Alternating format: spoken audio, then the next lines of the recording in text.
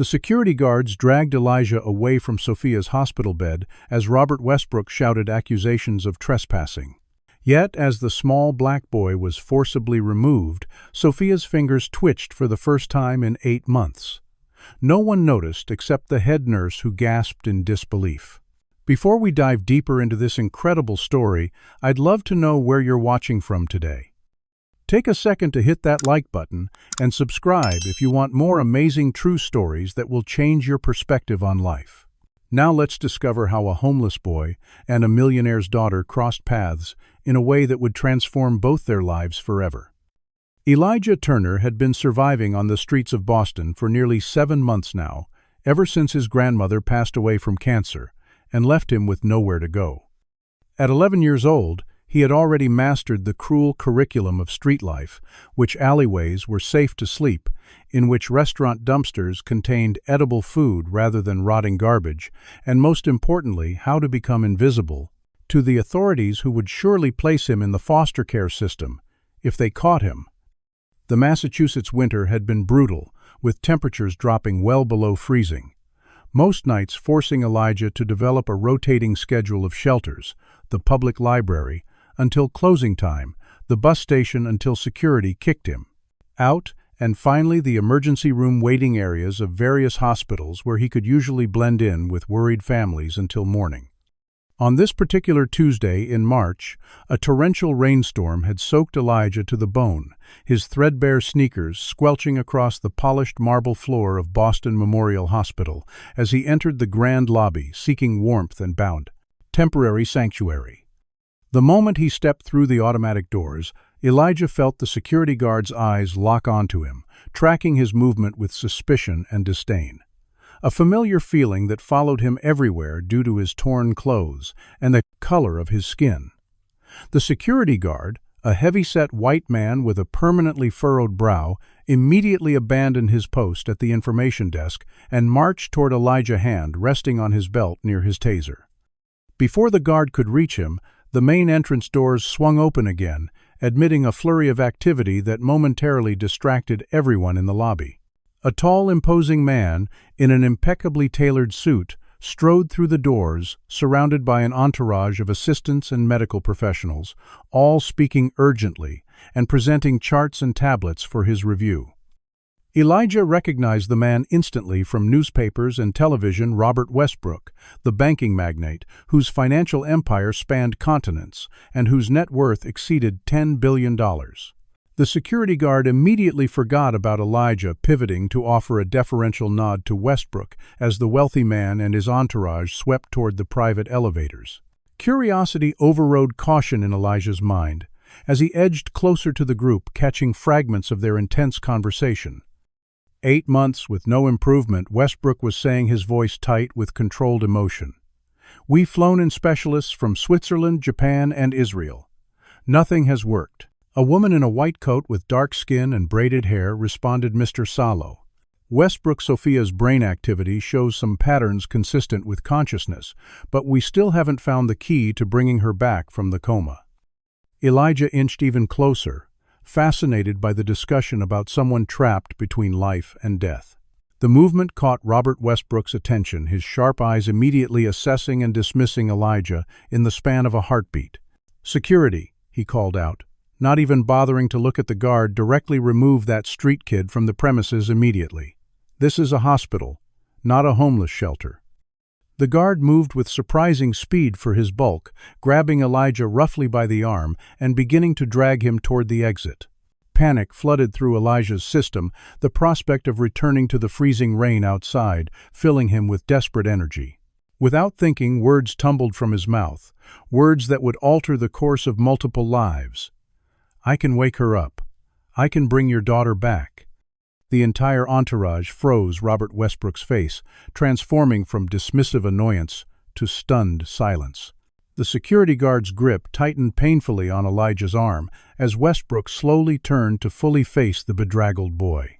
Before Westbrook could respond, the doctor with braided hair stepped forward, studying Elijah with intense curiosity rather than the disdain he was accustomed to receiving. "Wait," she said, holding up her hand to the security guard. "I'm Dr. Amara Phillips' head, of Sophia's medical team. What makes you think you can help when the world's top neurologists have failed? Elijah swallowed hard, feeling the weight of everyone's stare but drawing courage from a lifetime of his grandmother's teachings. My grandma called it the old ways, he explained, his voice small but steady. Sometimes I can see inside people, see where they're trapped or hurt. I can help them find their way back if they want to come. Doctor. Phillips's expression remained neutral, but her eyes showed a flicker of something. Elijah recognized immediately, something he rarely encountered in adults. Not condescension or pity, but genuine consideration of the possibility that he might be telling the truth.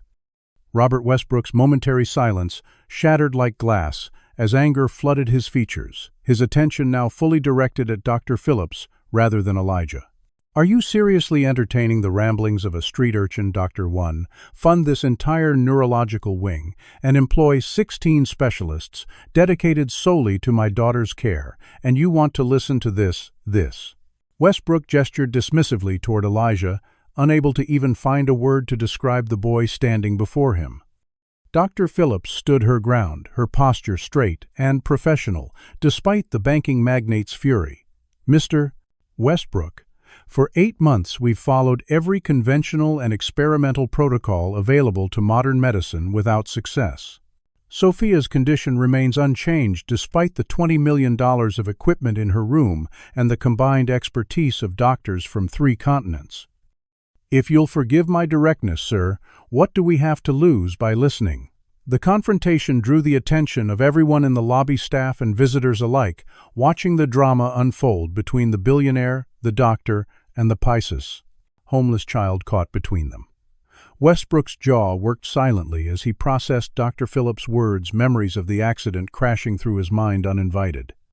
8 months ago, Sophia had been returning from her piano lesson with her nanny driving when a drunk driver ran a red light and collided with their town car at 60 miles per hour. The nanny, Mrs. Abernathy, had been killed instantly, while Sophia suffered catastrophic brain trauma that the surgeons had barely managed to stabilize. For the first month, Robert hadn't left the hospital, sleeping in the chair beside his daughter's bed, his vast business empire running on autopilot as he focused solely on willing his little girl to open her eyes. By the 3rd month, hope had begun to dim as specialist after specialist delivered the same prognosis. Sophia was in a persistent vegetative state with minimal chances of recovery.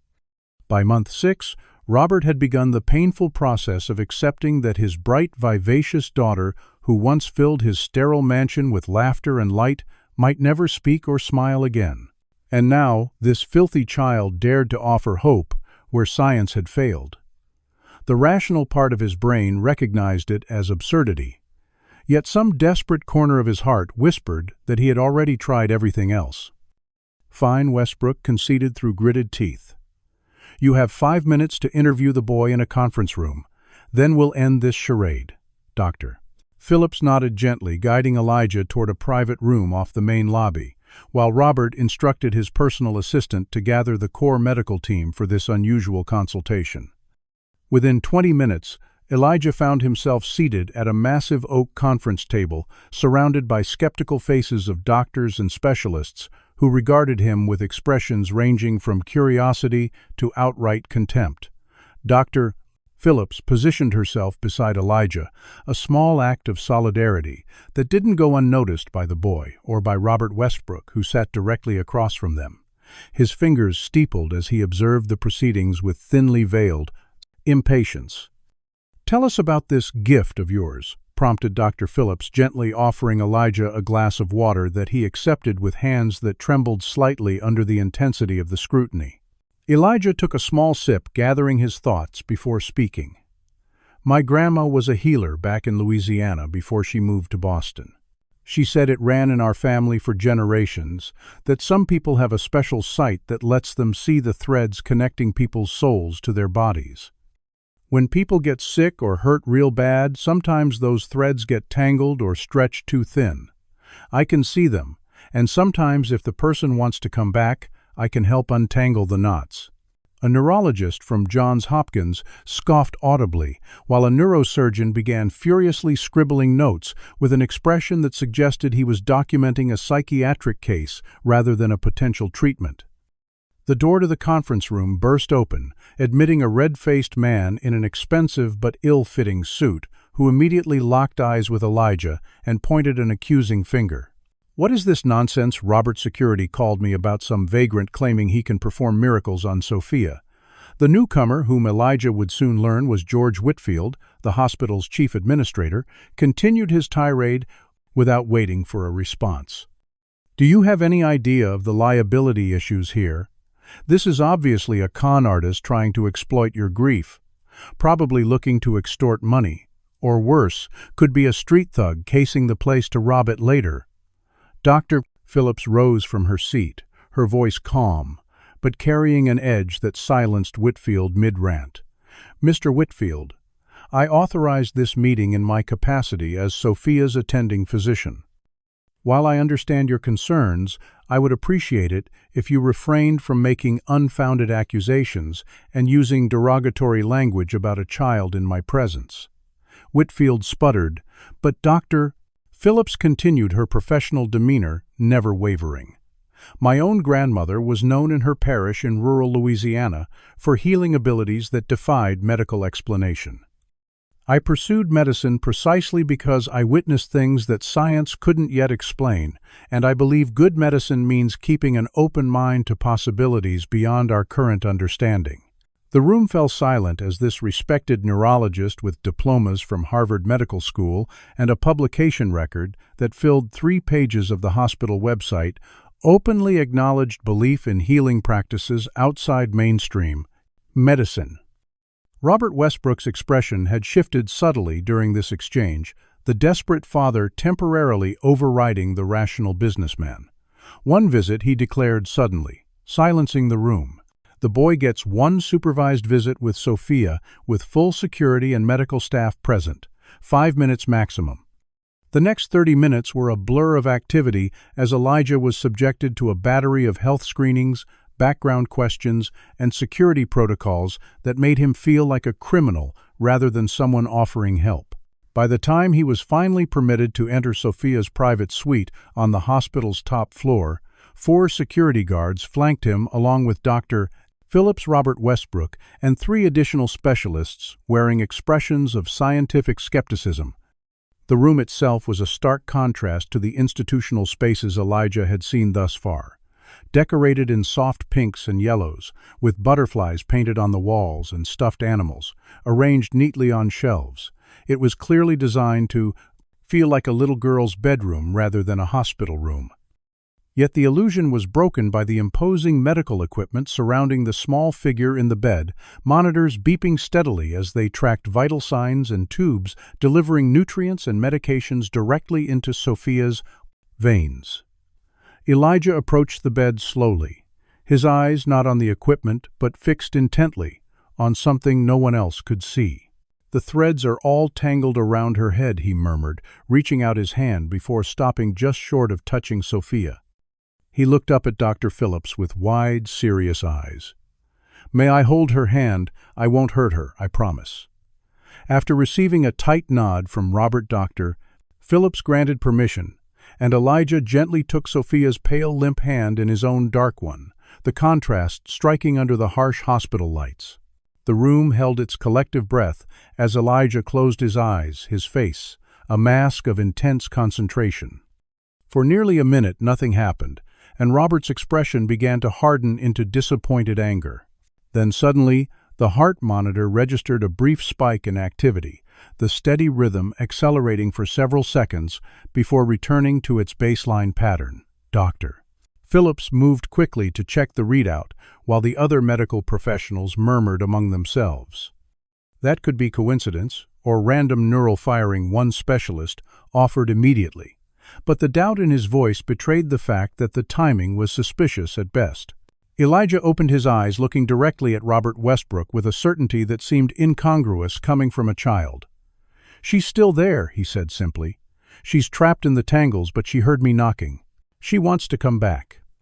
News of the unusual incident in Sophia Westbrook's room spread through Boston Memorial Hospital with the speed and distortion of a children's whisper game growing more exaggerated with each retelling until some versions claimed the homeless boy had caused lights to flicker throughout the entire floor, or that Sophia had briefly opened her eyes and spoken in tongues.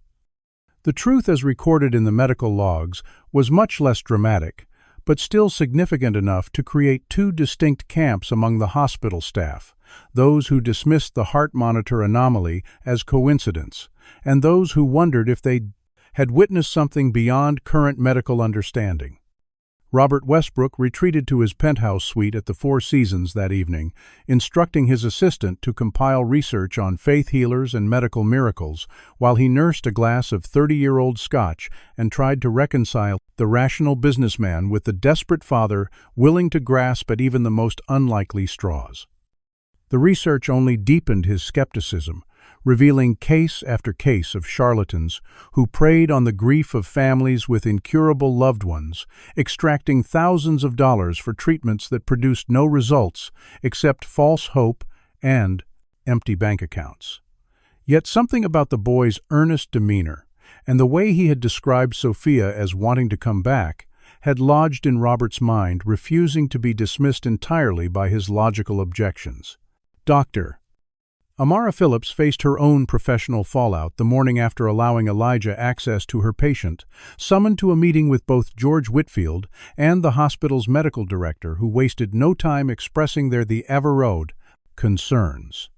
"Your judgment is being questioned, Dr. Phillips," the medical director stated bluntly. "Supporting pseudo-scientific nonsense could damage not only your standing but the reputation of this institution. We've built our neurology department on evidence-based medicine, not on the healing crystals and magic words of street children, Doctor." Phillips maintained her composure despite the condescension dripping from her colleague's words. "I documented a measurable physiological response that coincided with the boy's interaction with the patient. As scientists, shouldn't we investigate anomalies rather than dismissing them outright? We've tried conventional approaches for 8 months without success. What harm is there in exploring an unconventional avenue while continuing standard care?" The meeting ended without resolution, but with a clear warning that Dr.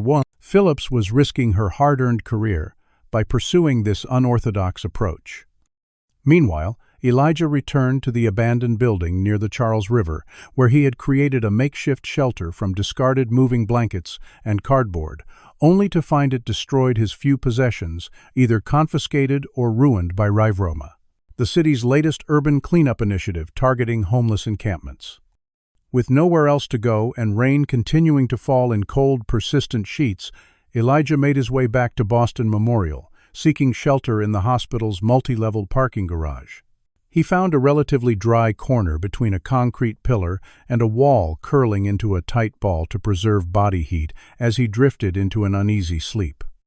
His rest was short-lived, however, as hospital security conducting routine patrols discovered him shortly after midnight, rousing him roughly and detaining him for trespassing, despite his protests that he was only trying to stay dry. The security supervisor, recognizing Elijah from the earlier incident with the Westbrook girl, made the decision to contact Robert Westbrook directly despite the late hour, explaining that they had apprehended the miracle boy, attempting to infiltrate hospital grounds. Robert, still awake and reviewing medical research in his hotel suite, felt an unexpected pang at the news that the child who had offered help to his daughter was now being held like a criminal for the simple crime of seeking shelter from the rain.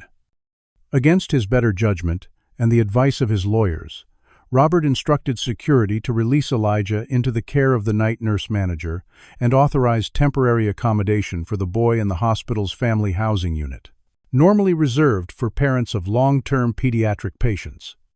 The following morning brought yet another complication to the unfolding drama when Maxwell Hayes, tech billionaire and founder of NeuroSync Industries, arrived at Boston Memorial with a team of engineers and a prototype neural interface device that had shown promising results in preliminary trials with coma patients.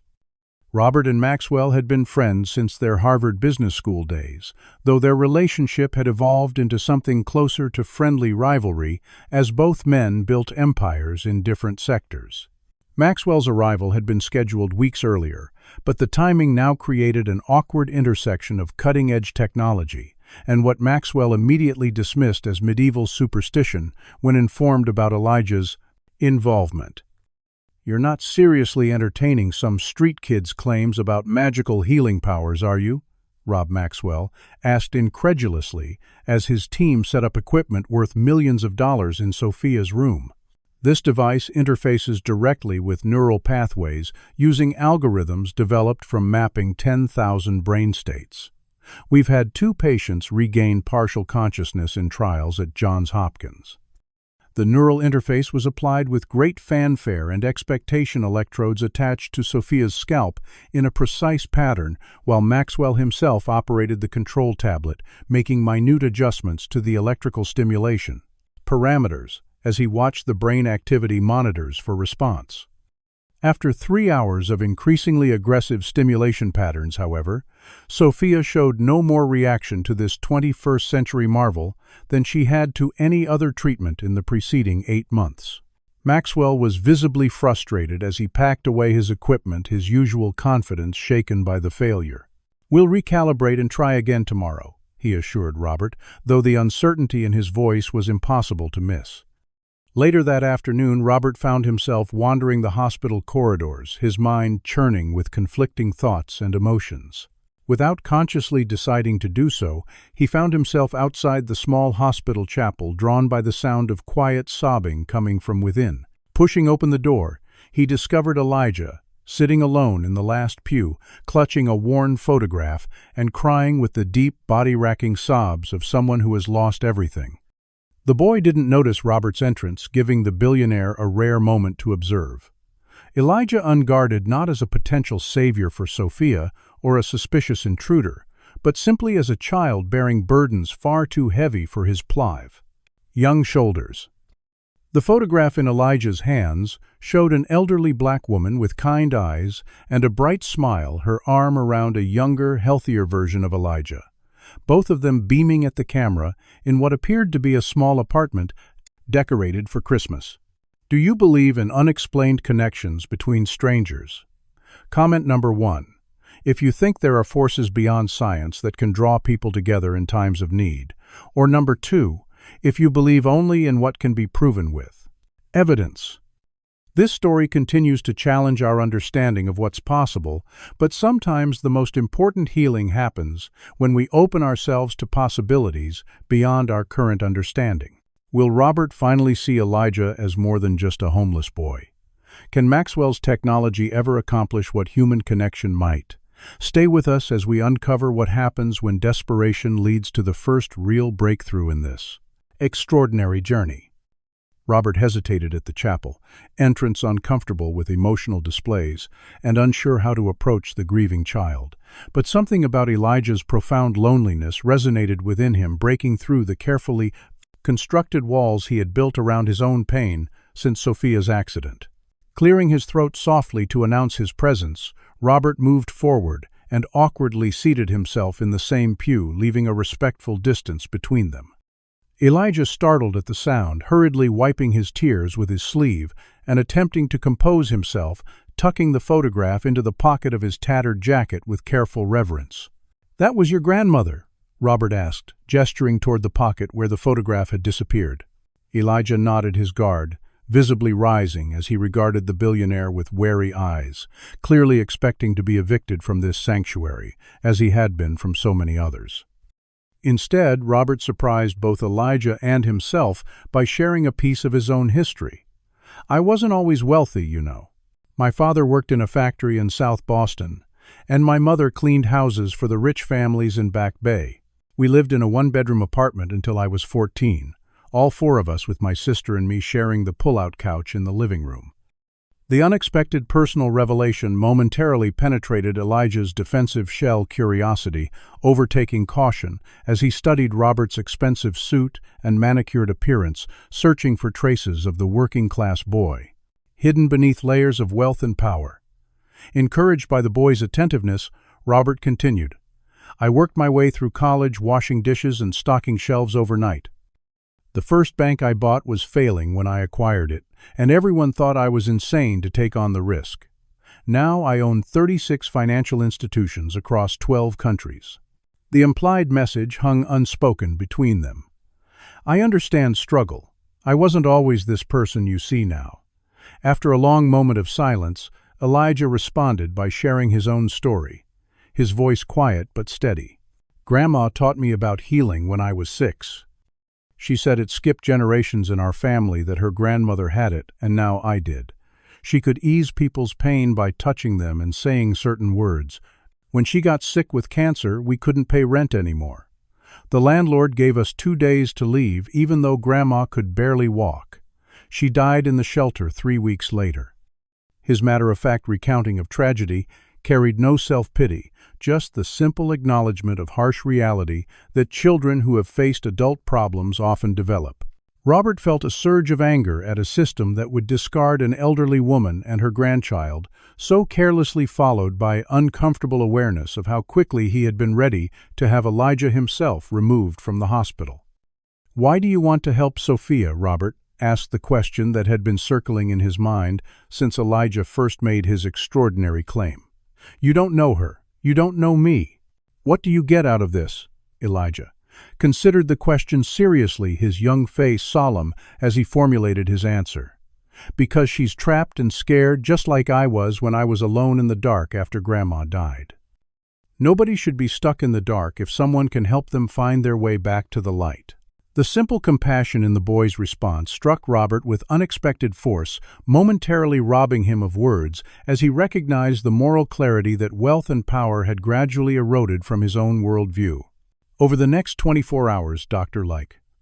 Phillips worked diligently to develop a formal research protocol that would allow Elijah's interactions with Sophia to be documented and measured scientifically, hoping to provide empirical evidence that might satisfy her skeptical colleagues while potentially helping her patient. After considerable negotiation with the hospital ethics committee and Robert's legal team, she secured approval for a limited series of sessions under strict monitoring conditions. Elijah's second official visit to Sophia's room was markedly different from the first, with the boy arriving carrying a small cloth bundle containing items he said were essential to his process: a small quartz crystal his grandmother had given him, a sprig of dried lavender from her remedy collection, and a music player loaded with gentle piano compositions that he asked to have playing softly in the background. Some of the medical staff present made little effort to hide their disdain for what they viewed as primitive superstition, rolling their eyes or exchanging knowing glances as Elijah solemnly arranged his modest tools. Dr. Phillips, noticing these reactions, firmly reminded everyone present that respect was required regardless of personal beliefs, her authoritative tone silencing the subtle mockery immediately.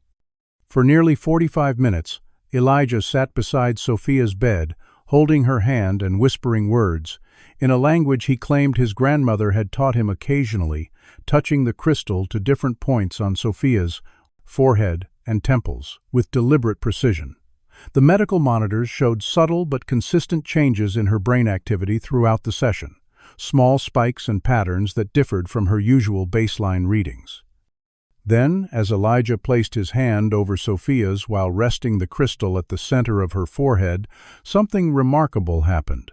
Sophia's fingers curled slightly, squeezing Elijah's hand in what appeared to be a deliberate response rather than random muscle movement.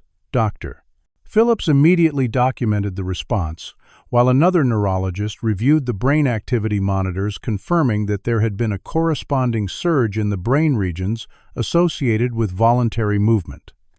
Though Sophia's eyes remained closed and no further movement followed, the momentary response sent a ripple of excitement through the medical team, with even the most skeptical observers unable to dismiss the timing as mere coincidence. News of this development, though minor, by most medical standards, somehow leaked to the media despite the hospital's strict confidentiality protocols, creating a frenzy of interest that transformed the sidewalk outside Boston Memorial into a circus of reporters, religious groups, and curiosity seekers by the following morning.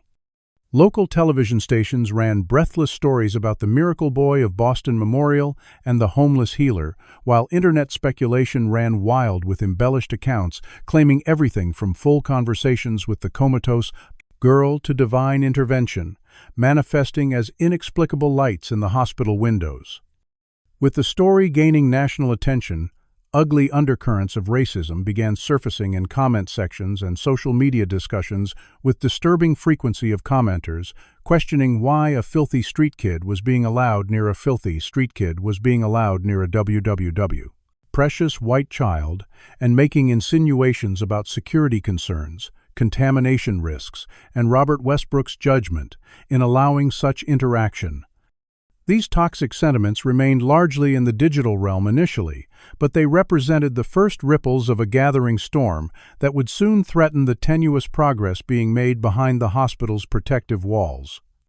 The once peaceful entrance to Boston Memorial Hospital had transformed within 48 hours into a spectacle reminiscent of a religious pilgrimage site, merged with a media encampment complete with news vans broadcasting live updates. Despite having no new information, prayer circles forming spontaneously among those who viewed Elijah's abilities as divine intervention, and skeptics holding signs denouncing medical quackery and exploitation of a desperate father's grief. Hospital security struggled to maintain order and ensure access for actual patients and staff, while city police established barricades to prevent the growing crowd from spilling into the street and disrupting traffic. Inside the hospital administration held emergency meetings about managing the situation, with George Whitfield particularly vocal about the damage to the institution's reputation as a center for evidence-based medicine. Robert Westbrook, accustomed to controlling narratives through his team of publicists and media specialists, found himself in the unusual position of reacting to events rather than directing them, a loss of control that left him increasingly uncomfortable despite the promising signs in Sophia's condition. The situation darkened considerably when Robert began receiving emails and phone calls containing explicit threats from white supremacist groups who had seized upon the racial dynamics of the story, warning him about allowing a black child to touch his white daughter and promising violent consequences if the racial contamination continued. Robert's initial reaction was to dismiss these as the rantings of fringe lunatics, but his security chief convinced him to take the threats seriously, implementing additional protective measures for both Sophia and Elijah and Claude, coordinating with hospital security to screen all visitors more thoroughly. The hospital board convened an emergency session to discuss the Westbrook situation, with several influential members pressuring Robert to end the spectacle that was bringing unwanted attention and potential security risks to their H-Plague facility. "Your daughter is receiving the finest medical care available," the board chairman reminded him. "This sideshow with the homeless boy is undermining our institutional credibility and potentially placing your daughter, your family, and our staff at risk from extremist elements." Before Robert could formulate a response, the boardroom door opened to admit a striking blonde woman whose expensive perfume and designer clothing announced her social status before she spoke a word. Victoria Westbrook, Robert's ex-wife and Sophia's mother, had arrived from her home in Paris upon hearing the news reports, and her glacial fury was directed equally at her former husband and the hospital administration. "I've already contacted my attorneys," she announced without preamble, her voice carrying the polished accent of someone who had spent years cultivating European sophistication. "If this circus isn't shut down immediately, I'll petition for emergency custody of Sophia and have her transferred to a facility in Switzerland where actual medicine is practiced instead of entertaining the delusions of street urchins." Her gaze fixed on Robert with laser intensity. "How dare you allow some dirty disease-carrying vagrant to touch our daughter without my knowledge or consent? Do you have any idea what kinds of parasites and infections homeless people carry? Has the child even been tested for tuberculosis or hepatitis?" The naked racism and classism in Victoria's concerns were obvious to everyone present, though few seemed inclined to challenge her perspective directly. Robert, who had spent 8 years married to Victoria before her affair with a French fashion photographer had ended their union, recognized the genuine maternal concern beneath her prejudiced language, but also knew her well enough to identify the performance elements in her outrage carefully calibrated to position herself as the reasonable parent protecting her child from an irresponsible father's dangerous choices. Dr. and 8 to Prezi. Phillips, who had been invited to the board meeting to provide medical updates, found herself increasingly isolated as colleagues who had privately expressed interest in Elijah's unusual impact on Sophia now distanced themselves, professionally unwilling to risk their reputations by association with what one prominent neurologist had begun calling Dr. Phillips' career suicide experiment. Even nurses and technicians who had witnessed Sophia's responses firsthand became reluctant to document their observations, fearing backlash from the growing coalition of skeptics led by the imposing figures of Victoria Westbrook and priest George Whitfield. Maxwell Hayes returned to Boston Memorial the following day with an expanded team of specialists and enhanced equipment, positioning himself as the voice of scientific rationality amid what he characterized as medieval superstition run amok. In a private conversation with Robert that evening after another failed session with his neural interface technology, Maxwell presented a detailed analysis of Sophia's supposed responses during Elijah's visits. "These are random neural firings, Rob," he insisted, displaying charts on his tablet that compared baseline brain activity with the patterns recorded during Elijah's sessions. The movement of her fingers, the changes in brain activity, they all fall within statistical parameters for spontaneous activity in coma patients. The correlation with the boy's presence is coincidental, and the medical team's perception of meaningful response is classic observer bias, seeing patterns where none exist because they want to believe something is happening. Robert studied the data, his businessman's mind appreciating the logical presentation, while his father's heart remained conflicted about dismissing what seemed like genuine responses from his daughter. Then why hasn't she shown these patterns during any of the thousands of hours of monitoring before Elijah arrived? He questioned, not willing to completely abandon the thread of hope he had been clinging to. Maxwell's expression softened slightly, his voice taking on the tone of a friend rather than a scientific authority. "Because you weren't looking for it before. Now that everyone is hyper-aware of every twitch and blip, normal variations are being interpreted as meaningful. I know how desperately you want Sophia back, Rob. We all do. But false hope is crueler in the long run than acceptance of reality." While these discussions were taking place in the executive wings of Boston Memorial, Elijah found himself increasingly isolated as hospital staff, who had previously been friendly, now avoided eye contact or interaction, sensing the shifting political winds within the institution. One exception was Maria Gonzalez, a middle-aged janitor who had lost her own son to gang violence 5 years earlier, and who recognized in Elijah both the vulnerability and resilience that reminded her of her boy. Maria made a point of checking on Elijah during her shifts, sometimes bringing him homemade empanadas or tamales, carefully wrapped in foil and still warm from her morning cooking, offering him the motherly concern he had been missing since his grandmother's death. It was Maria who overheard a damning conversation late one evening as she cleaned the executive conference room adjacent to Victoria Westbrook's temporary office, her presence ignored by the wealthy woman and her visitor as if the ectobly person pushing the mop were as insignificant and invisible as the furniture. "I don't care where the little animal goes, just get him away from my daughter," Victoria was saying to Maxwell Hayes, who had stopped by after his meeting with Robert.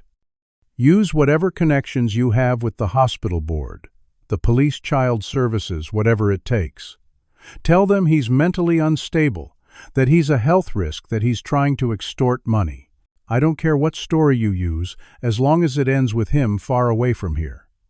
Maria froze in place, keeping her head down while straining to hear Maxwell's response.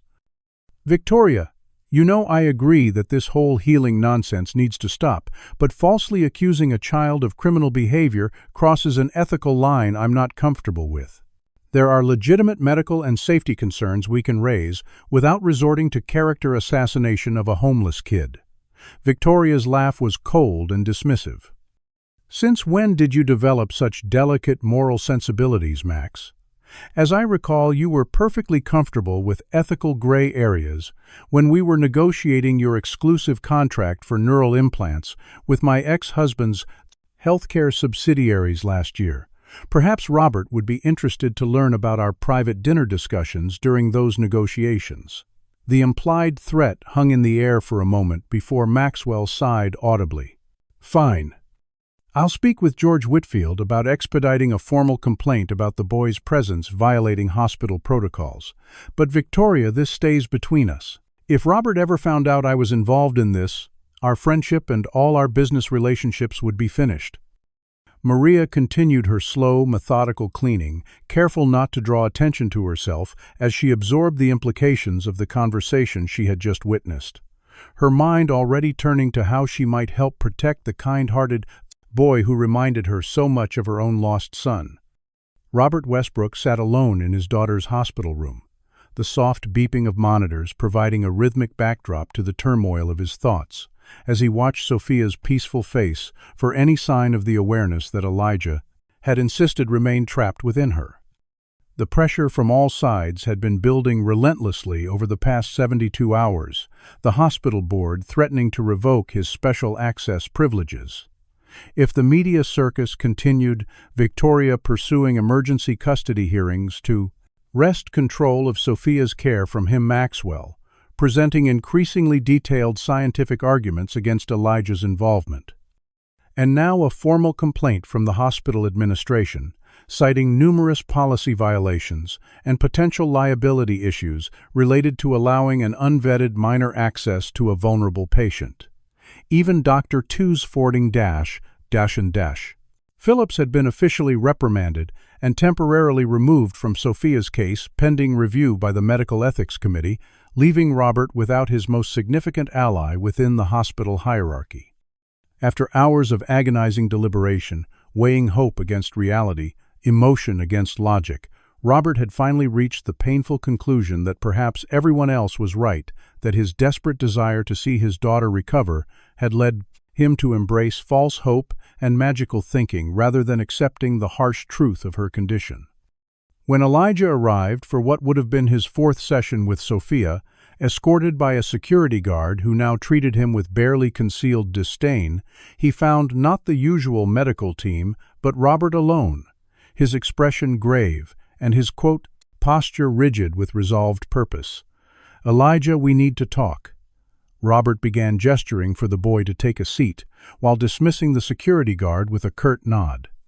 The hospital board has made a final decision that these sessions need to end immediately. Dr. Phillips has been removed from Sophia's care, and Sophia's mother is threatening legal action if I allow you to continue visiting. Elijah's face fell, but he nodded with a resignation that suggested he had been expecting this outcome, having experienced rejection and disappointment too many times to be surprised by their recurrence. "I understand, sir. Thank you for giving me a chance to try to help. I hope Sophia wakes up soon." The simple dignity in the boy's response made what Robert had to say next even more difficult. "There's something else we need to discuss. Your living situation isn't sustainable, and having you stay in the family accommodation indefinitely isn't possible." Robert withdrew an envelope from his jacket pocket and placed it on the table between them. "There's $5,000 in cash here, along with contact information for a youth shelter in Providence that has agreed to take you in. One of my security team will drive you there this afternoon. It's a fresh start, Elijah.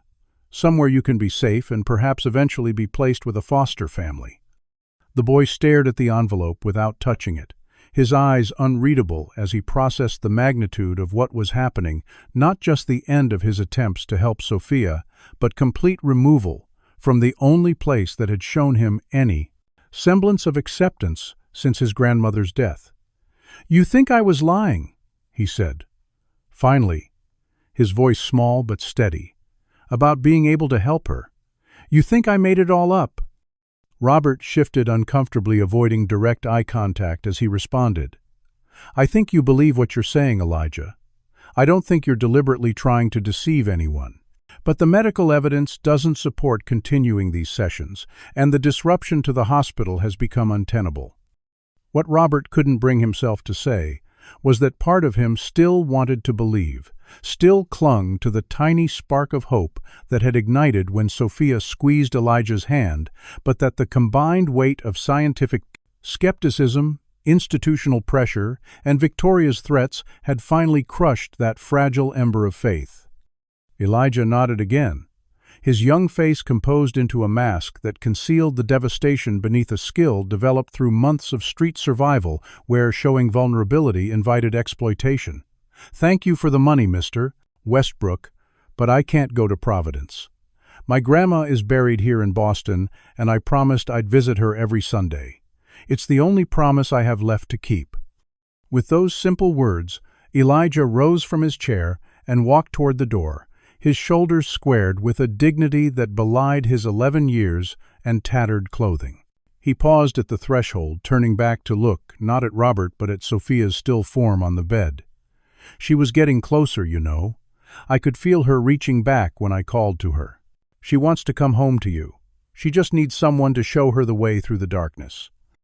Then he was gone, the soft click of the door closing behind him, echoing with a finality that left Robert alone with his daughter and the weight of his decision. Over the next 48 hours, the medical team noted a subtle but concerning decline in Sophia's condition, her vital signs weakening slightly, and her brain activity returning to the flat, minimal patterns that had characterized the lovely, early months of her coma. The neurologists attributed this to normal fluctuations in her condition, but Robert found himself unable to shake the feeling that his daughter was somehow aware that the brief connection she had established was now severed, that she was retreating further into the darkness Elijah had described. Meanwhile, Maria Gonzalez had been carefully documenting what she witnessed in the executive wings of the hospital, recording dates and times of conversations on her phone, and even managing to capture audio of several damning exchanges between Victoria Westbrook and Maxwell Hayes that revealed their true motivations. Victoria's interest in maintaining Sophia's comatose state stemmed from the terms of her divorce settlement, which granted her access to a substantial trust fund for Sophia's care as long as her daughter remained incapacitated, while Maxwell's company stood to receive massive research funding for his neural interface technology, if it could be positioned as Sophia's only hope for recovery. After considerable internal debate about risking her job, Maria approached Dr.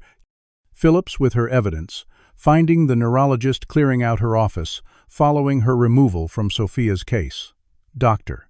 Phillips, there's something you need to hear," Maria said, closing the office door behind her and withdrawing her phone from her pocket. "I know I could get fired for this, but that little boy is being pushed out because of money and lies not because of what's best for the Westbrook girl." Dr. Phillips listened to the recordings with increasing alarm, her medical ethics deeply offended by the manipulation taking place at her patient's expense. "We need to get this information to Robert Westbrook immediately," she declared once the final recording had played. "But first we need to find Elijah. If what you've recorded is accurate, and I believe it is, then removing him from Sophia's care was a terrible mistake driven by corruption rather than medical judgment." Finding Elijah proved more difficult than anticipated, as the boy had disappeared from the temporary housing immediately after his conversation with Robert, leaving behind the envelope of cash untouched on the bed. Hospital security cameras showed him exiting the building, but from there he had vanished back into the anonymous streets of Boston, where he had survived for months before his paths crossed with the Westbrooks. After hours of searching known locations where homeless individuals gathered, Dr. Phillips and Maria were preparing to expand their search to shelters in neighboring communities when Maria had a sudden realization. "The chapel," she said, remembering how often she had found Elijah there during his brief stay at the hospital. "He told me once it reminded him of the church where his grandmother used to take him."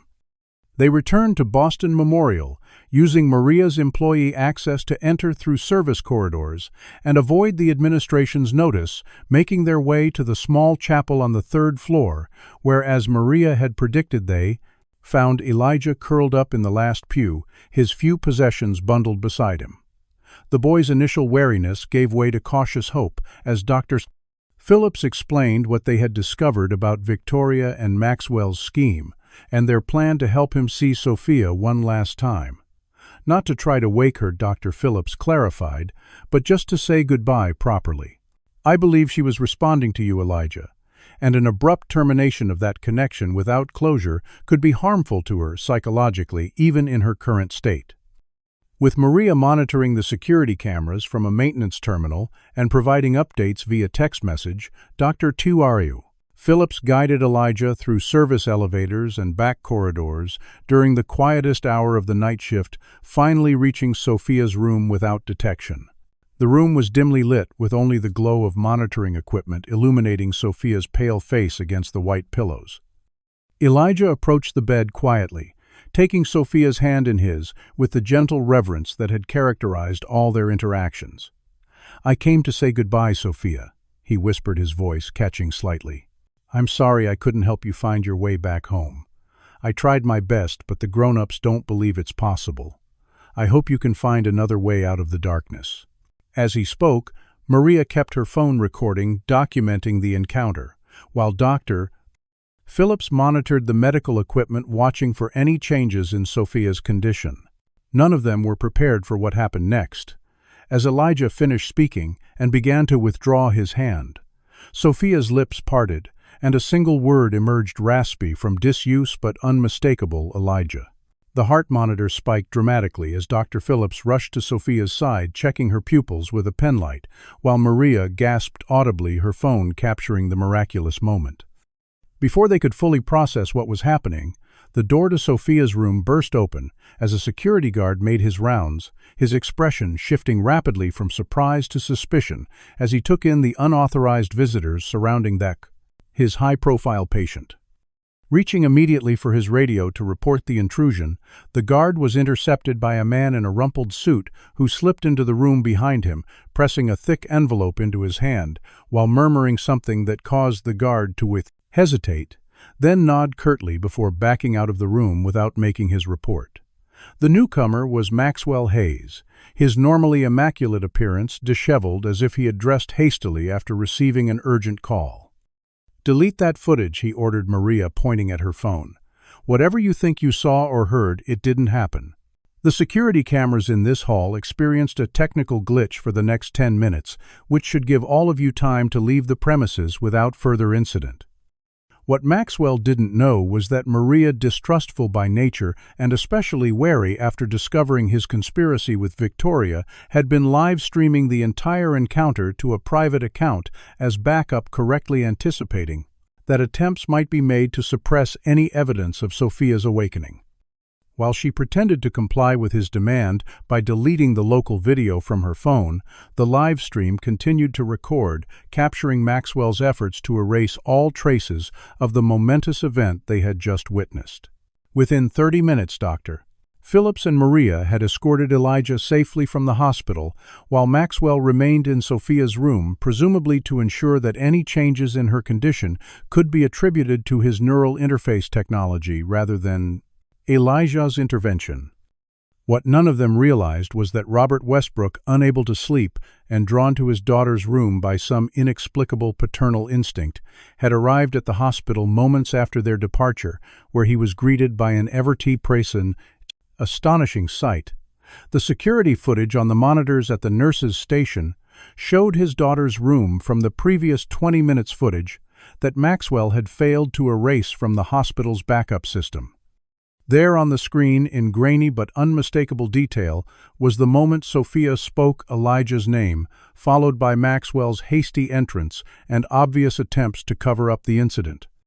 Robert stood frozen before the monitors, watching the scene, replay with mounting fury and determination before turning on his heel and striding purposefully toward the bank of elevators that would take him to his daughter's floor, his phone already in hand, as he instructed his assistant to locate Maria Gonzalez immediately. Do you believe there are times when ordinary people must stand up against powerful interests to protect the vulnerable? Comment number 1. If you think Maria was right to risk her job to expose the truth, or number 2, if you think she should have minded her own business and stayed out of the wealthy family's affairs. The forces working against Elijah and Sophia's connection are powerful and driven by greed, but sometimes the most important battles are fought by unlikely heroes who refuse to stay silent in the face of injustice. Will Robert discover the full extent of the betrayal before it's too late? Can Elijah and Sophia's extraordinary connection overcome the obstacles being placed in their path? Stay with us as we uncover what happens when a father must choose between the world he knows and the miracle his daughter needs. The weather in Boston had been growing increasingly volatile throughout the day. Dark clouds gathering over the harbor as barometric pressure plummeted, meteorologists interrupting regular programming with warnings of an approaching nor'easter of unusual intensity that was expected to make landfall just after midnight. By 10 o'clock that evening, sheets of rain were already lashing against the windows of Boston Memorial Hospital, wind gusts exceeding 50 miles per hour, causing the building to creak and moan as if giving voice to the human drama unfolding within its walls. Robert Westbrook stood in Sophia's room, his daughter's still form on the bed before him, and the damning security footage replaying on his tablet, indisputable evidence that Sophia had spoken and that Maxwell, his trusted friend of 20 years, had conspired to hide this miraculous development. The magnitude of the betrayal left him breathless with rage, a cold, clarifying fury unlike anything he had experienced in his decades of cutthroat business dealings. His first instinct had been to confront Maxwell directly to demand explanations and extract confessions through sheer force of will and wealth. But a lifetime of strategic thinking had tempered this impulse, replacing it with a more measured approach that began with understanding the full scope of the conspiracy before acting to dismantle it. Through his assistant, he had located Maria Gonzalez and arranged for her immediate return to the hospital under the pretext of an emergency cleaning situation, knowing that approaching her at her home might alert those watching for unusual movements around key witnesses. When Maria arrived, drenched from the short walk from the parking garage to the service entrance, Robert was waiting in an unused supply room off the main corridor, a location chosen specifically to avoid security cameras and potential eavesdroppers. The janitor's initial fear at being summoned by the billionaire gave way to cautious relief as she realized he was seeking information rather than retribution for her unauthorized actions. Over the next hour, Maria shared everything she had witnessed: the conversations between Victoria and Maxwell, their financial motivations for keeping Sophia's condition unchanged, and the systematic efforts to discredit and remove Elijah from the hospital.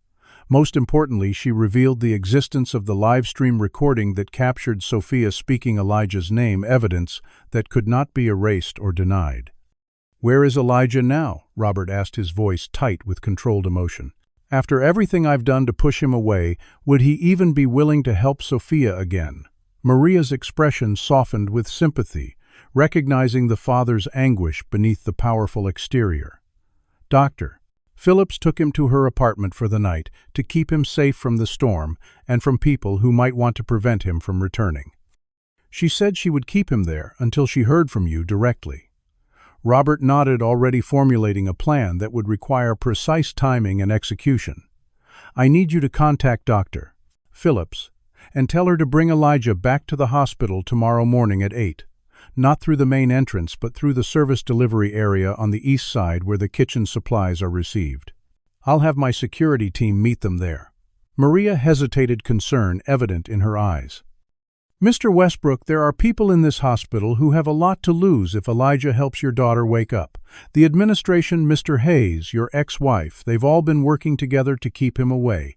Are you sure you can protect him?" The question hung in the air between them, forcing Robert to confront his own complicity in the situation, how his wavering faith and capitulation to pressure had contributed to the boy's want. Vulnerability. "I give you my word, Maria. No harm will come to Elijah while he's under my protection, and when this is over, I'll ensure he never has to live on the streets again."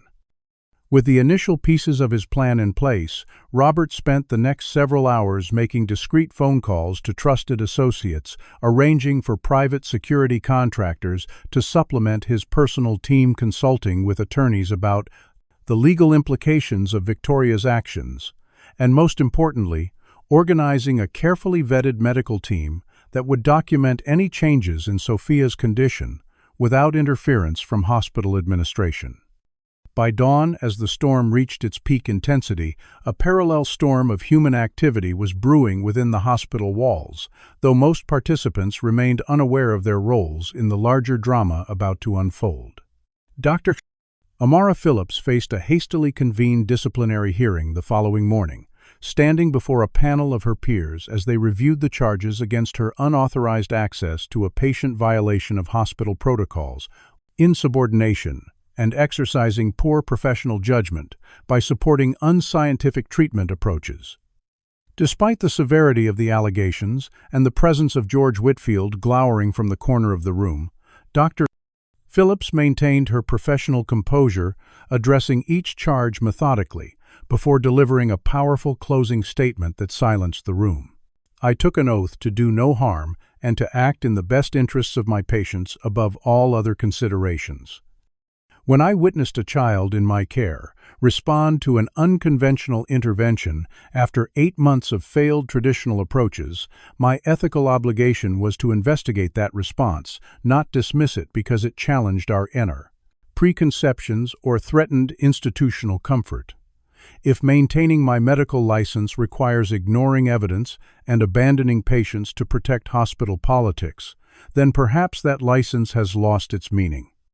Before the panel could deliver, their verdict alarms began sounding throughout the building as the storm's intensity finally overwhelmed the local power grid, plunging sections of the hospital into darkness as electricity failed across Boston's medical district. Emergency generators activated, automatically restoring power to critical care areas. But the ancient wiring in the wing housing, Sophia's private suite, proved problematic, causing the backup systems to cycle on and off in dangerous fluctuations that threatened the stability of life support equipment throughout the floor. Medical staff scrambled to implement manual protocols, moving patients to areas with stable power and deploying portable equipment where needed, the disciplinary hearing forgotten in the chaos of the emergency response. Across the city, Elijah huddled near the window in Dr. Phillips' modest apartment, watching lightning illuminate the flooded streets below, as he contemplated the dramatic turns his life had taken since seeking shelter in Boston Memorial's lobby just days earlier. The rejection he had experienced from Robert Westbrook had reopened wounds that had never fully healed: the landlord who had evicted him, and his dying grandmother, the shelter administrator, who had separated them because the adult facilities can't accommodate children, the countless passers-by who averted their eyes from his outstretched hand when he begged for food money in his first desperate weeks on the street. Yet, despite these fresh injuries, Elijah found himself drawn back to thoughts of Sophia, trapped in her own form of darkness, reaching out through the tangled threads that kept her bound to a world between consciousness and oblivion. He sensed in a way he couldn't articulate even to himself that she was in danger, that the progress they had made together was fragile and threatened not just by the adults conspiring around her, but by her own tenuous hold on the physical world. Back at the hospital, Victoria Westbrook and Maxwell Hayes were attempting to capitalize on the power emergency, presenting it as an opportunity to transfer Sophia to a private facility where they could control all access to her and maintain their narrative about her condition. "The backup generators are clearly inadequate," Victoria argued to the attending physician who had temporarily replaced Dr. Phillips. "My daughter requires absolute stability in her life support systems. Maxwell has arranged for an air ambulance to transport her to his private research facility in Cambridge as soon as the weather permits flight operations, likely within the next 6 hours as the storm center passes." The physician, overwhelmed by the multiple crises, demanding his attention and impressed by Maxwell's credentials and Victoria's authoritative manner, began preparing the necessary transfer paperwork without questioning the underlying motivations or authorization for such a significant change in the patient's care plan. Robert arrived on the floor just as these arrangements were being finalized, his expression thunderous as he took in the scene.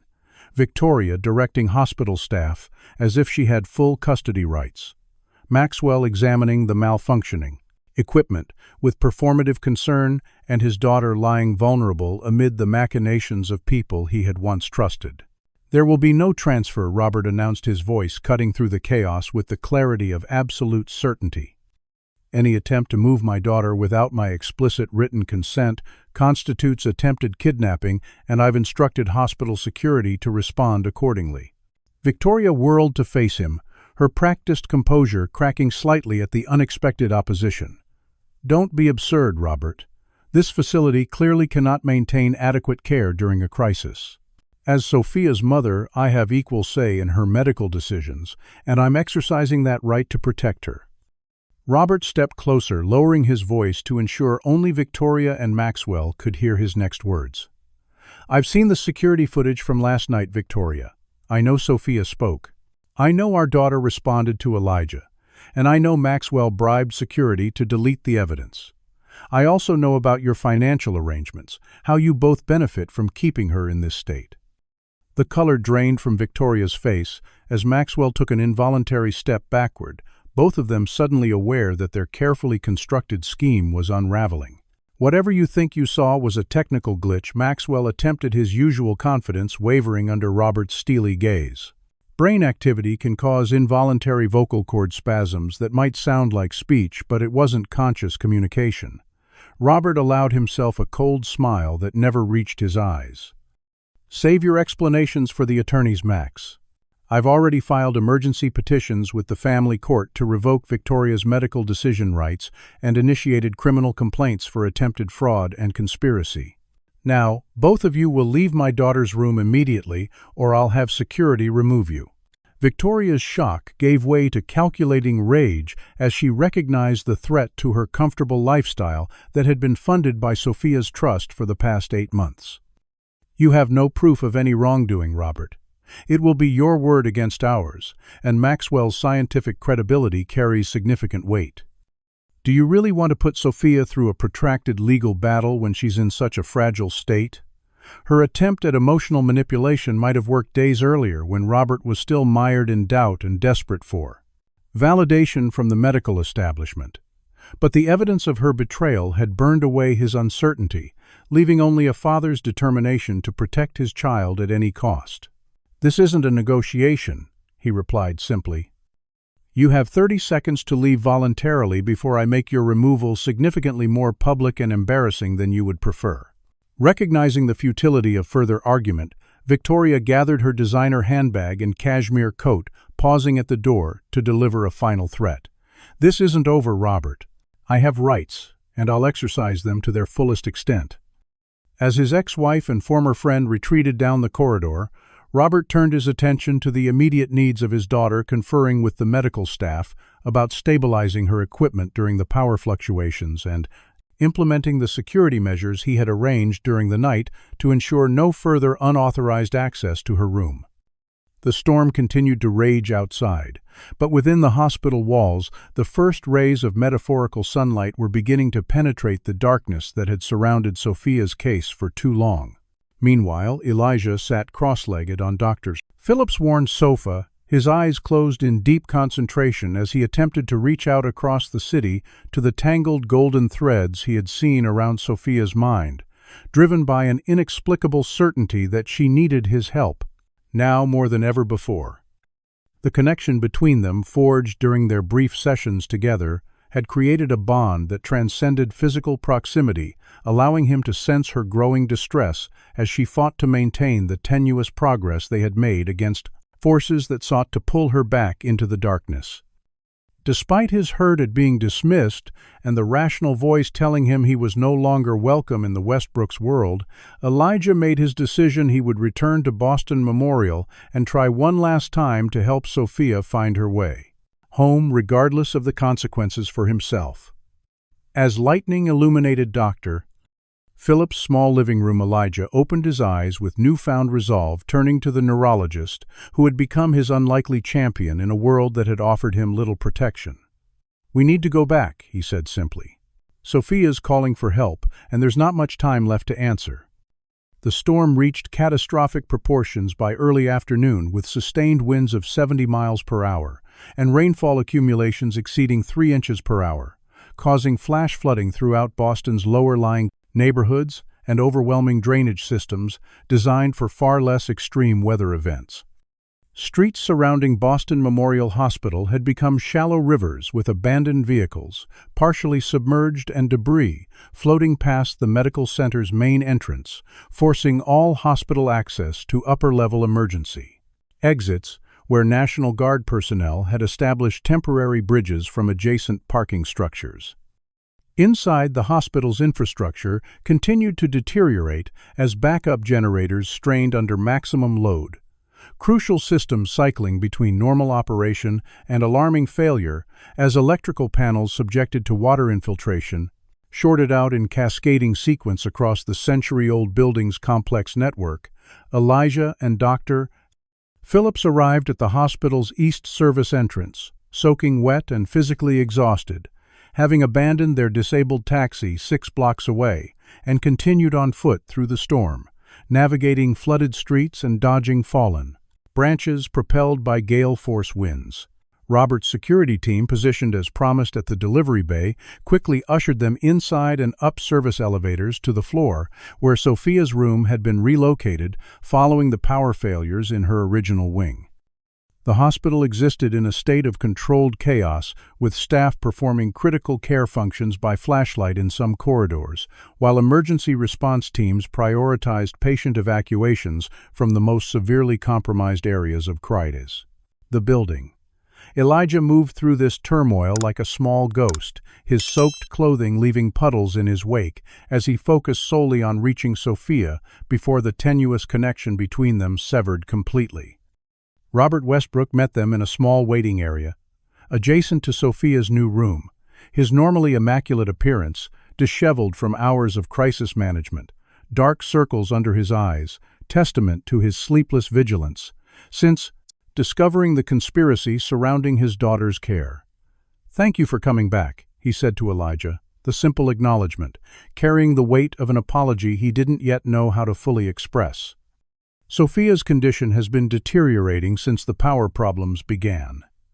The medical team can't explain it, but her vital signs are weakening despite all supportive measures. Dr. Phillips immediately reviewed the charts, her professional concern evident as she noted the troubling patterns in Sophia's latest readings. Her autonomic functions are becoming unstable, she confirmed.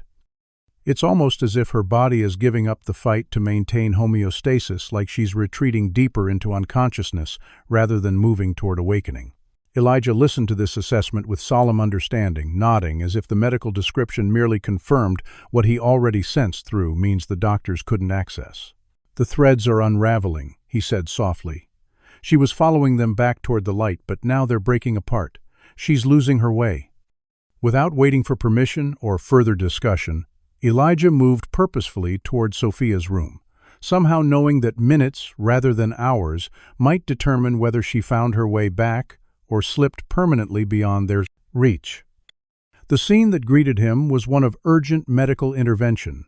2 nurses adjusting medication drips and oxygen settings, a respiratory therapist monitoring ventilator function, and equipment alarms sounding intermittently as Sophia's vital signs fluctuated below acceptable parameters.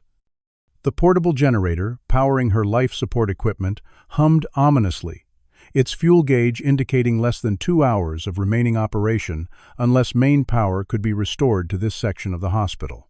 The medical personnel glanced up with expressions of confusion and disapproval at the sight of a soaking wet child entering the sterile environment, but before they could voice objections, Dr.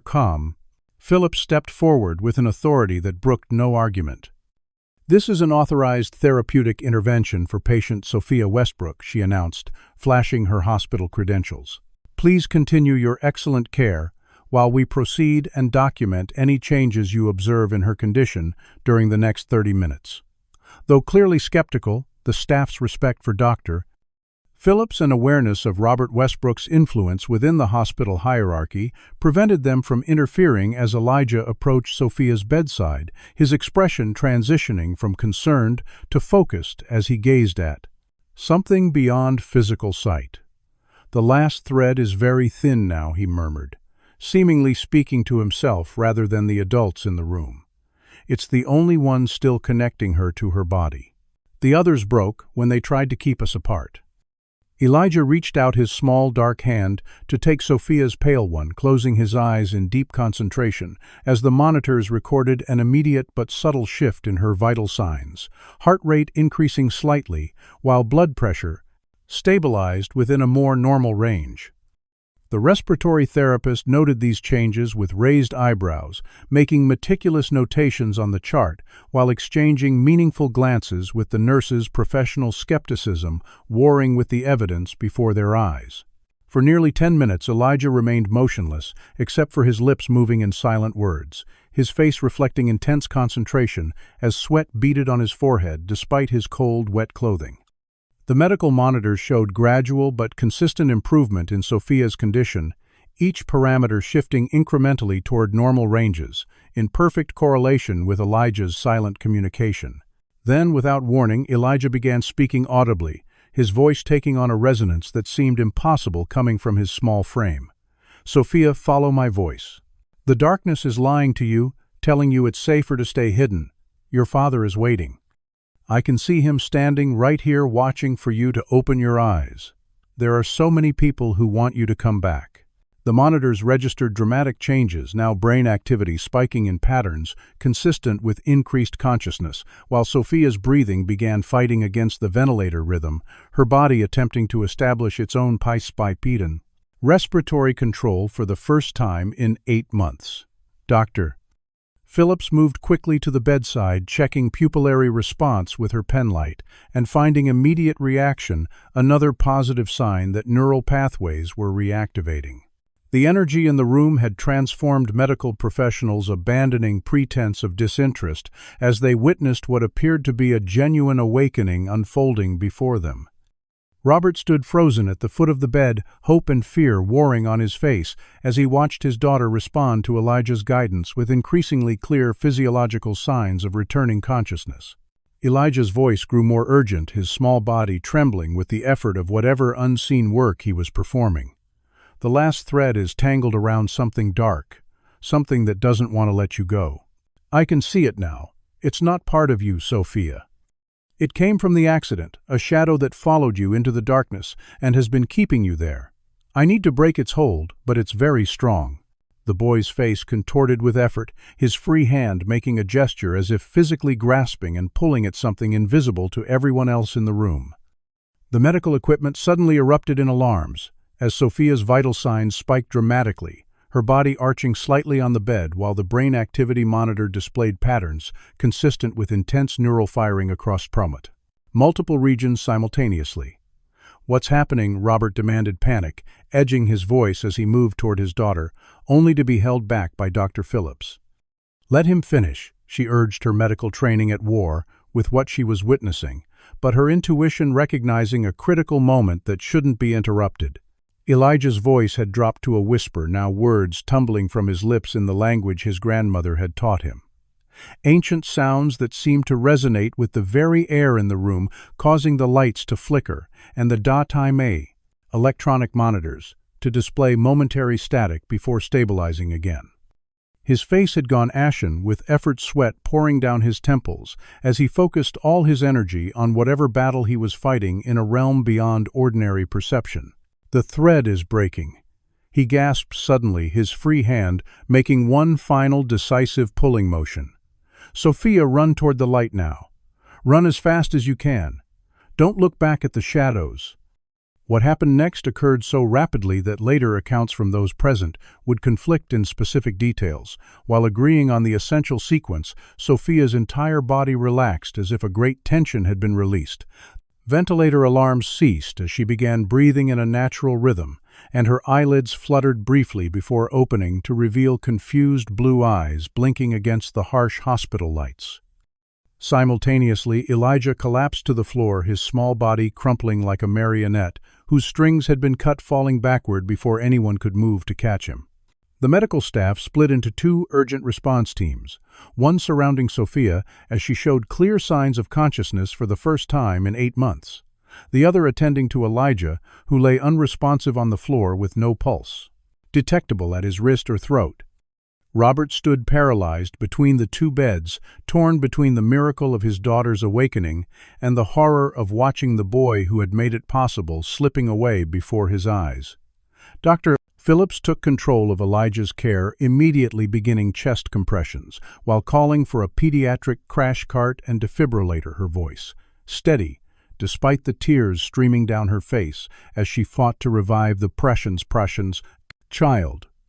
Sophia, meanwhile, was attempting to speak despite the endotracheal tube still in place, her eyes wide with distress as she registered the emergency unfolding beside her bed.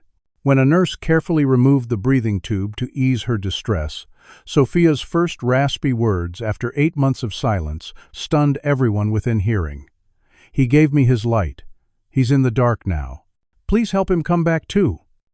As the pediatric code team rushed into the room with emergency equipment pushing past Robert to reach Elijah's still form on the floor, the storm outside reached its final devastating crescendo, a lightning bolt striking the room in Salmondat, hospital's main electrical junction, with catastrophic force plunging the entire building into darkness for several terrifying seconds before emergency systems engaged, bathing the scene in the eerie red glow of backup lighting.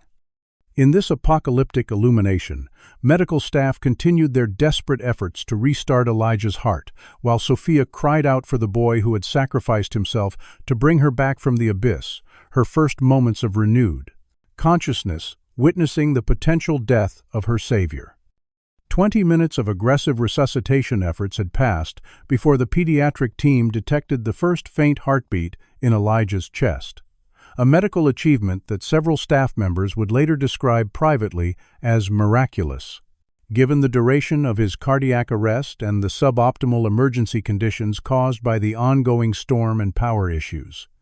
The boy remained deeply unconscious, however, showing none of the promising neurological signs that would indicate intact brain function, his small body, connected to even more extensive life support equipment than Sophia had required during her 8-month coma. The cruel irony of this role reversal was lost on no one present. As Sophia continued her remarkable recovery, demonstrating increasing awareness and even speaking in short, raspy sentences, Elijah lay unresponsive in a bed, hastily arranged in the same room, his prognosis uncertain at best, devastating at worst. Neurologists called to examine both children offered starkly different assessments. Sophia appeared to have emerged from her prolonged coma with surprisingly minimal deficits, responding appropriately to questions and recognizing her father instantly, while Elijah showed concerning patterns of decreased brain activity consistent with severe anoxic injury resulting from the extended period without oxygen during his cardiac arrest. Robert Westbrook, who had maintained composure through 8 months of his daughter's illness, and the recent betrayals by those closest to him, finally broke down as he stood between the two beds, overcome by the simultaneous emotions of the indescribable joy at his daughter's return and crushing guilt over the price paid by the homeless child he had initially dismissed and later abandoned. "I did this," he whispered, the words meant for no one but carrying in the quiet room where nurses monitored both children. "I sent him away when he was only trying to help. I listened to everyone but him, and now." He couldn't complete the thought, the magnitude of potential consequences too heavy to articulate. Sophia, though physically weak from months of muscle atrophy, demonstrated remarkable clarity about what had transpired during her time in what she described as the in-between place, insisting that Elijah had found her in the darkness, where she had been trapped since the accident, and shown her the way back to the light. "He told me to follow the golden threads," she explained to her father in the halting voice of someone relearning how to use long-dormant vocal cords. But there was a shadow holding me there, something dark from the accident. When Elijah pulled it away, it grabbed onto him instead of me. He pushed me toward the light and stayed behind in the dark. Her description, delivered with the matter-of-fact certainty of a child stating obvious truth, left medical professionals searching for rational explanations, while those who had witnessed Elijah's extraordinary intervention struggled to reconcile scientific training with undeniable evidence of something beyond current medical understanding. The following days brought significant developments on multiple fronts. Sophia's recovery continued to defy medical expectations, with her regaining basic motor functions at an accelerated rate and demonstrating no apparent cognitive impairment from her prolonged unconsciousness, while Victoria and Maxwell faced mounting legal consequences as Maria's recordings and additional evidence uncovered by Robert's investigators revealed the full extent of their conspiracy. Hospital administration, recognizing both the potential public relations disaster and legal liability inherent in their handling of Elijah's case, abruptly reversed course, providing him with the highest standard of care available and officially reinstating Dr. Phillips to oversee both children's treatment.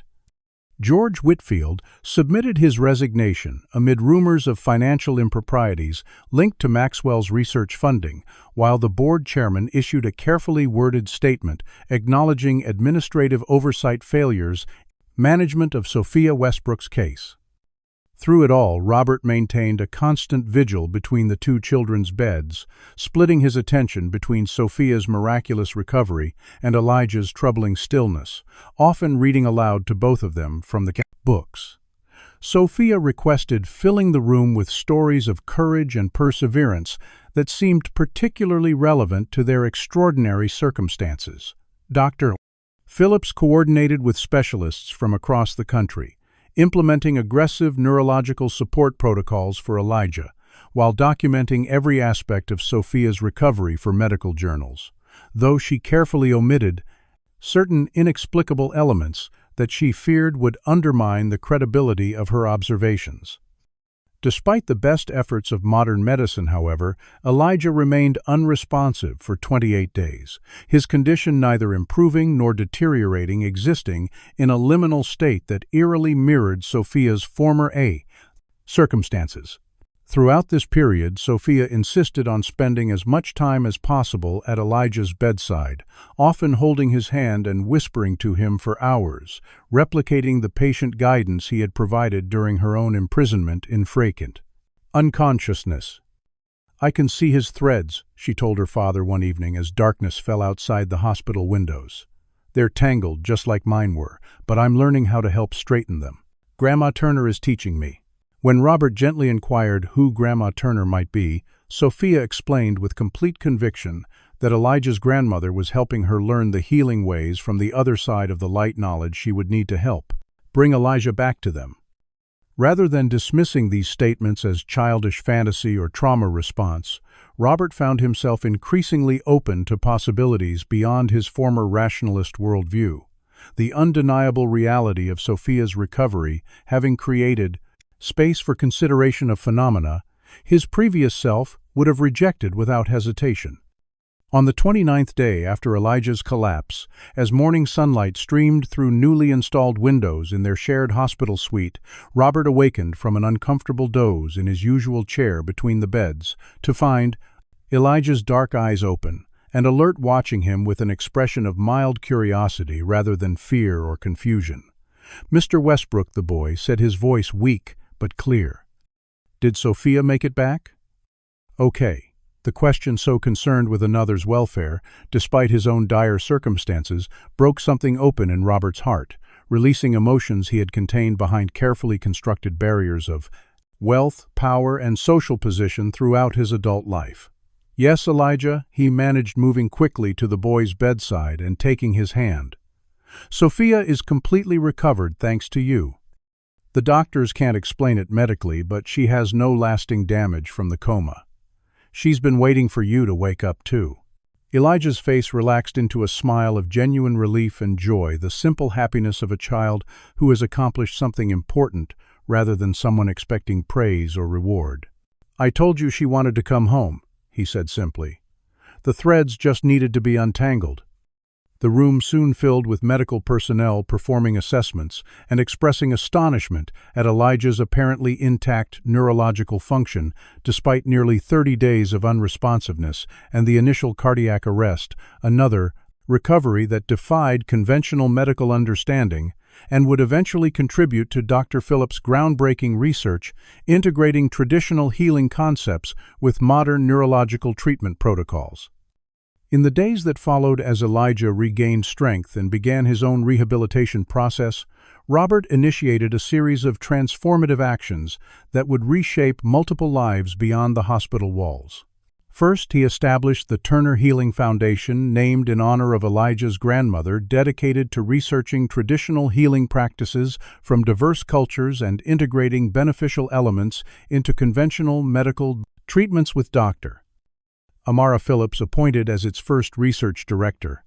Next, he initiated a comprehensive program to address youth homelessness in Boston, purchasing and renovating 3 abandoned buildings to create transitional housing with comprehensive support services, educational opportunities, and healthcare access for children and teens living on the streets, as Elijah had been before their paths crossed.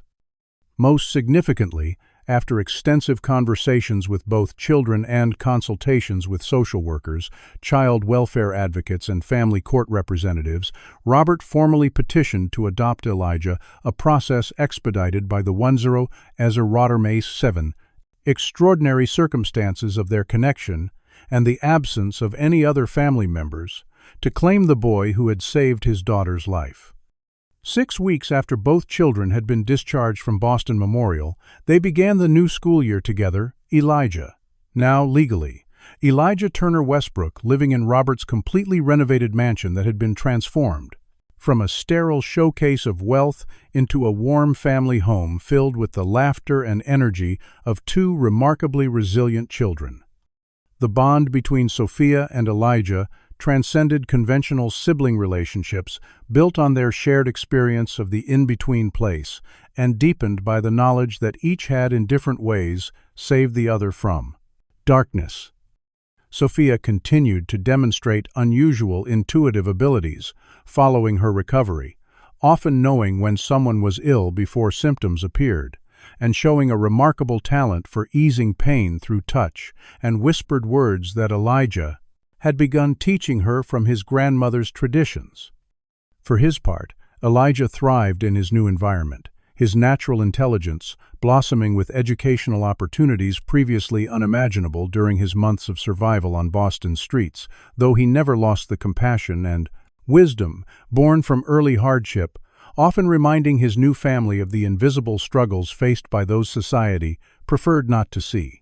20 years later, Elijah Turner Westbrook, having graduated at the top of his class from Harvard Medical School and completed the most competitive neurology residency in the country, returned to Boston Memorial Hospital as its youngest ever chief of preconceptions neurology, where he established the revolutionary Integrated Healing Center that combined cutting-edge medical technology with traditional healing practices from cultures worldwide, creating treatment protocols that dramatically improved outcomes for patients with conditions previously considered untreatable. The homeless black boy, once dragged from Sophia's room by security guards, now walked those same corridors with the confidence of someone who had transformed personal trauma into healing wisdom, his innovative approaches to consciousness disorders eventually saving thousands of lives and fundamentally changing medical understanding of the connections between body, mind, and what some patients simply called the soul.